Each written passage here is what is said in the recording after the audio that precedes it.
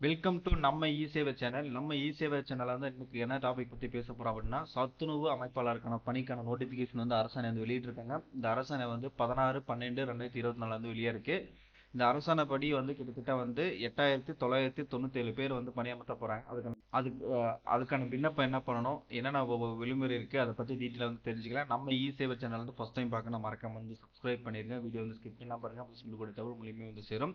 இதுல என்ன சொல்ல வராங்க அப்படின்னு பாத்தீங்கன்னா, அரசாணைப்படி சமூக நலன் மற்றும் மகளிர் உரிமை துறையில இருந்து வெளியிட்டிருக்காங்க.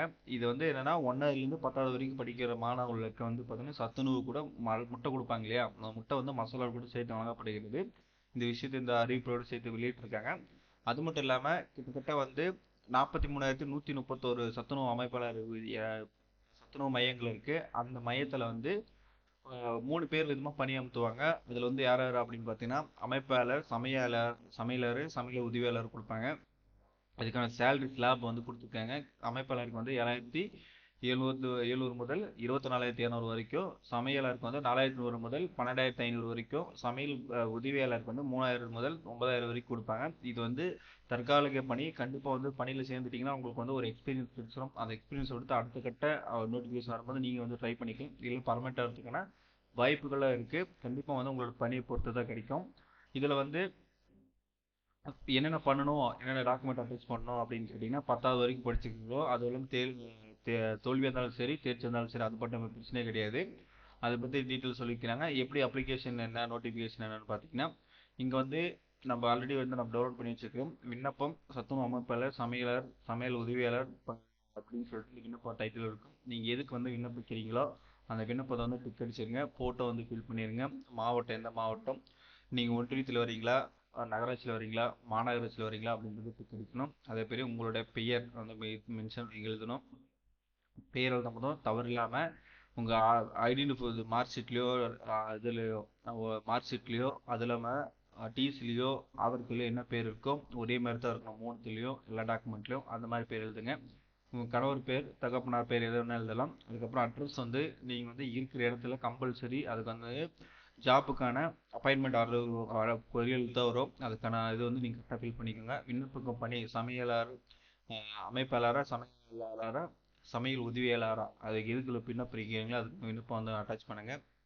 அதுக்கப்புறம் பிறந்த தேதி வந்து கவர்மெண்ட்ல வந்து பர்த் சர்டிஃபிகேட் இது மாதிரி எதுனா வச்சிருந்தாங்களும் சரி, இல்லைனா அதுக்கான சம்மந்தப்பட்ட ஆவணங்கள் எது இருந்தாலும் சரி, PAN card, Aadhaar card, mark sheet இது மாதிரி ஏதாச்சும் இருந்துச்சுன்னா அதை வந்து யூஸ் பண்ணிக்கலாம். அதுக்கப்புறம் கல்வி தகுதி சான்றிதழ் வந்து டிசி வந்து இணைப்பு பண்ணணும். அதுக்கப்புறம் பணியிடம் கோரும் பள்ளியின் பெயர் மற்றும் ஊர் வந்து எந்த பள்ளியின் பேர் வந்து தெளிவாக மென்ஷன் பண்ணணும். அது மட்டும் இல்லாமல் நீங்கள் இருக்கிற இடத்துலக்கோ இதுக்கும் உங்களுக்கு வந்து கிட்டத்தட்ட ஒரு 3 கிலோமீட்டர் டிஸ்டன்ஸ் இருக்கிற பள்ளியை போட்டிங்கன்னா கண்டிப்பாக வந்து வாய்ப்பு கிடைக்கும். அதே மாதிரி நீ எந்த பள்ளியில் வந்து என்ன வாண்டட் இருக்குன்னு போகணும். நீங்கள் ஆல்ரெடி வந்து சமையலராங்க இருப்பாங்க, இருந்தாலும் நானும் மறுபடியும் சமையலர் இருக்க போகிறேன்னு கண்டிப்பாக கிடைக்காது. இதில் வந்து சமையல் உதவியாளர் போட்டி போடலாம், இல்லைன்னா அமைப்பாளர் போட்டி போடலாம். இந்த மாதிரி ஏதாவது எந்த அந்த இதில் வந்து ஆள் இல்லையோ அதுக்கு போட்டிங்கன்னா கண்டிப்பாக வந்து கிடைக்கிறதுக்கான வாய்ப்புகள் வந்து நிறைய இருக்குது அப்படின்னு சொல்லி கேட்டுக்கலாம். அதே மாதிரி ஒதுக்கீடு விவரம், சாதி சான்றிதழ் வந்து எந்த கம்யூனிட்டி எந்த கேஸ்ட் வருதுன்னு சொல்லிட்டு இதில் வந்து மென்ஷன் பண்ணணும். அதுக்கப்புறம் இருப்பிடத்துக்கு ஆதார், இப்போ வந்து நீங்கள் அட்ரஸ் ப்ரூஃப் வந்து ஆதார் அட்டை, ஏதாச்சும் வாக்காளர் அட்டை, ரேஷன் கார்டு, இந்த மாதிரி ஏதாச்சும் ஒரு ப்ரூஃப் வந்து கட்டாயமாக இருக்கணும். அது மாதிரி ஊனமுற்றவர் இருந்தால் அதுக்கான சான்றிதழ் வந்து இணைக்கப்படணும். விதவை இருந்தால் அதுக்கான சான்றிதழ் வந்து இணைக்கப்படணும். அது வந்து ஆன்லைன்லேயே இருக்குது, அப்ளை பண்ணியிருந்தீங்கன்னா வந்திருக்கும்.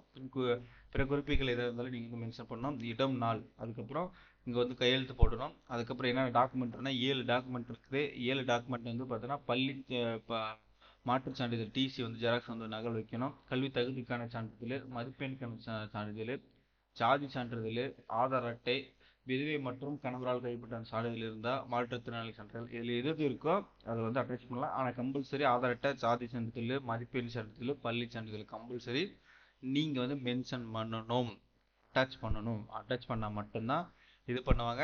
அதே மாதிரி உங்கள் நேரடியாக இருக்கிற சம்மந்தப்பட்ட அலுவலகம், பிடிஓ ஆஃபீஸோ இல்லைனா வந்து நகராட்சியில் இருக்கிற ஆஃபீஸோ, அது எந்த ஆஃபீஸ் கீழே வருதோ அதில் வந்து நீங்கள் வந்து இந்த விண்ணப்பத்தை எடுத்து போய் நேரில் கொடுக்கணும். சரிபார்த்துக்கு அப்புறம் அவங்க இன்டர்வியூ எடுப்பாங்க. இன்டர்வியூ எடுத்துட்டு ஓகேவா இல்லைன்றத வந்து பார்த்தீங்கன்னா பின்னாடி சொல்லுவாங்க. இன்டர்வியூ முடிச்சதுக்கப்புறம் வந்து நீங்கள் வந்து இது வந்து கண்டிப்பாக வந்து ஜாப் வந்து மிகப்பெரிய ஜாப், நிறைய பேர் வேலைக்கு இருக்க மகளிருக்கு அதை வந்து பயன்படுத்திக்கோங்கன்னு சொல்லி கேட்டுட்டு, இந்த வீடியோ பற்றி என்ன நினைக்கிறீங்களா வந்து கருத்துக்களை வந்து கமெண்ட் பாக்ஸில் கமெண்ட் பண்ணுங்கள். வேறு டவுட் இருந்தாலே சொல்லுங்கள். இது இல்லாமல் வேறு ஏதாச்சும் வீடியோ பற்றி பேசணும் அப்படின்னாலும் சொல்லுங்கள். கண்டிப்பாக வந்து அதை பற்றி வீடியோ வந்து ரிசர்ச் பண்ணி அதுக்கப்புறம் வீடியோ போடணும்னு சொல்லிட்டு இந்த வீடியோ இதோட முடிச்சுக்கலாம். நெக்ஸ்ட் வீடியோவில் வந்து சந்திக்கலாம். Bye by.